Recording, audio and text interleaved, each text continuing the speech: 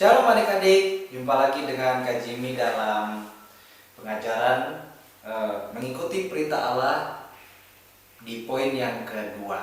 Apa sih isi poin kedua dari mengikuti perintah Allah? Yang kemana-mana tetap di SCC Kids.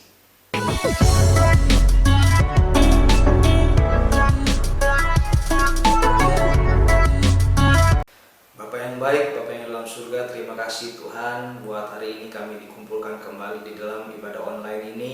Kami percaya walaupun kami di tempat yang berbeda, tapi kami bersatu Tuhan di dalam ibadah online ini. Kami mau mendengarkan kebenaran dari firman Tuhan, dan biarlah Tuhan berikan kami hati yang rendah dan lembut untuk menyambut firman-Mu dengan sukacita, karena firman-Mu adalah kebenaran yang memerdekakan kami. Di dalam nama Tuhan Yesus kami berdoa dan ucap syukur. Haleluya Tuhan, amin.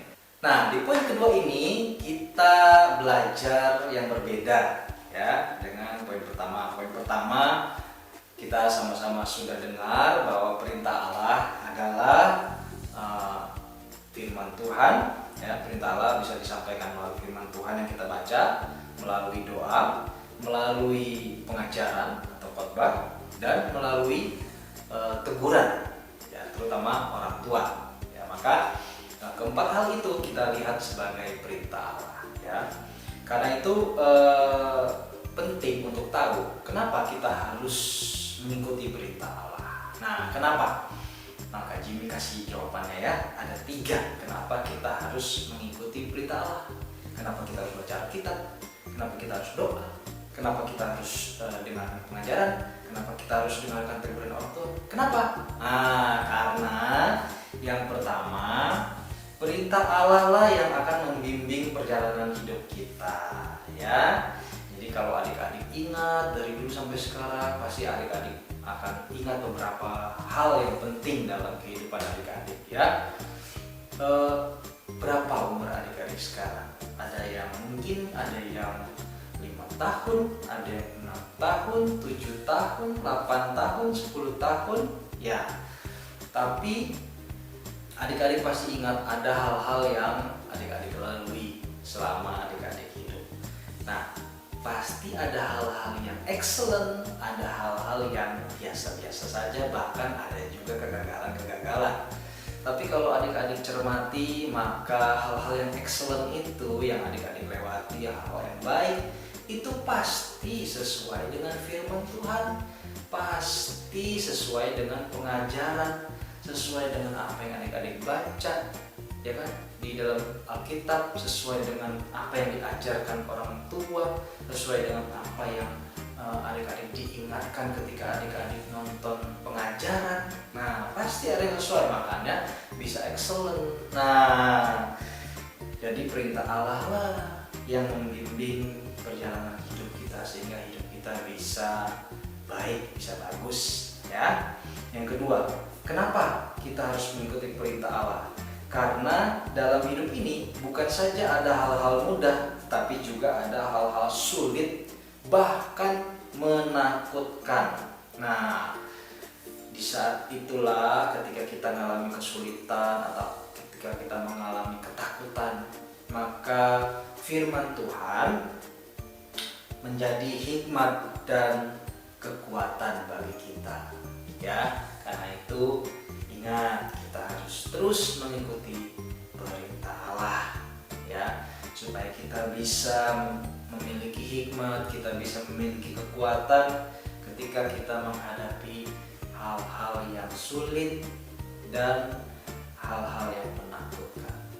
Kalau hal-hal yang sulit dan menakutkan saja kita bisa lalui karena kekuatan dari firman Tuhan, berarti hal-hal yang mudah, wah, lebih gampang lagi ya adik-adik ya kita lalui ya.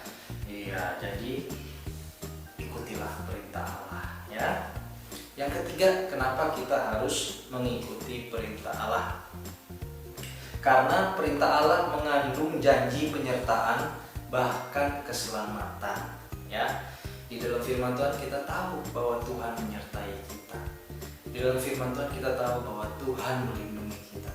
Di dalam firman Tuhan kita juga tahu bahwa Tuhan menjanjikan dan menjamin keselamatan kita sampai kepada kehidupan kekal.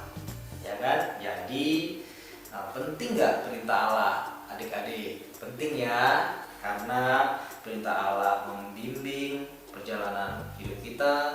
Perintah Allah memberikan kekuatan di masa yang bukan saja saat yang mudah, tapi juga saat menghadapi hal-hal sulit dan menakutkan. Dan yang ketiga, karena perintah Allah mengandung janji penyertaan bahkan keselamatan.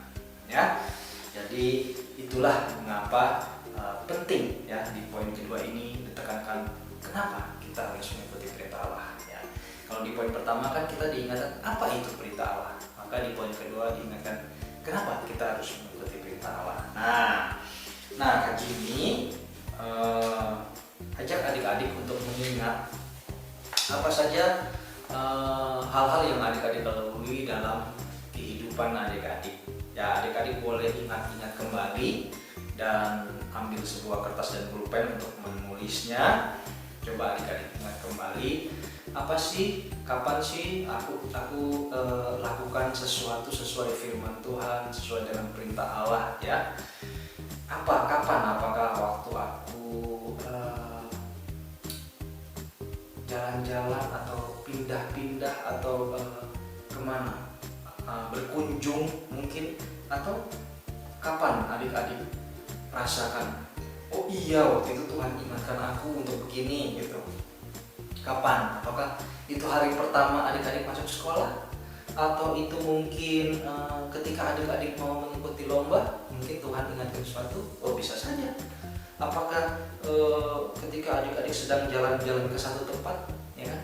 Atau dalam perjalanan ke rumah keluarga yang jauh, mungkin di kampung atau di mana? Nah, mungkin Tuhan sedang ingatkan sesuatu saat itu.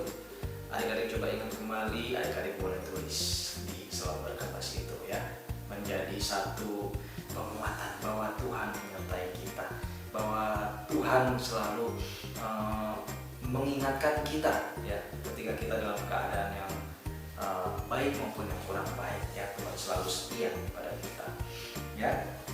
Nah, adik-adik boleh tulis itu di selembar kertas, dan adik-adik boleh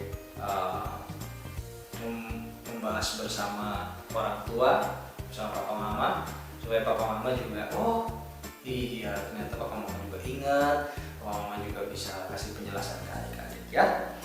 Nah, sekian pengajaran dari poin kedua ini, dan adik-adik boleh tambahkan di dalam kertas yang adik-adik tulis itu ya, ingatan-ingatan tentang bagaimana Tuhan mengingatkan adik-adik.